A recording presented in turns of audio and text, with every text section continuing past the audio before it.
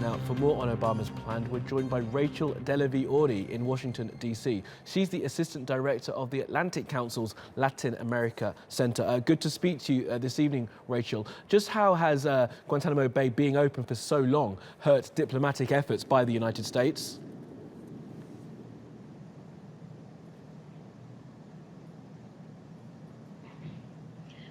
So this is a major step, both from the diplomatic relationship for the United States and Cuba, because this symbolizes a sort of relic of the colonial past that the United States has there. But this is also a security issue for the United States far beyond its relationship with Cuba.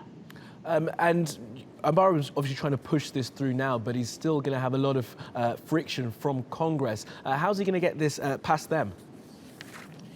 You know, it's very clear that Congress has been on a mission to make sure that Obama can't accomplish anything that he sets out to do. And yet the president has been very aggressive about pushing through his agenda in a series of ways, whether it's working with Congress or whether it's through executive action. So I think that we're going to see the president try and use some creative maneuvers to try and achieve his agenda, as he's done on several other fronts, not least of which with Cuba, and advancing the diplomatic relationship there, opening embassies there, and really working around Congress to advance an agenda that he believes is right. This is one of the, closing Guantanamo is one of the platforms that he ran on in his campaign, almost 8 years ago now. And I think we're going to see him really push for that in whatever way he can. Just give us an idea of how much of a stain on the US's human rights record Guantanamo Bay actually will prove to be in years to come.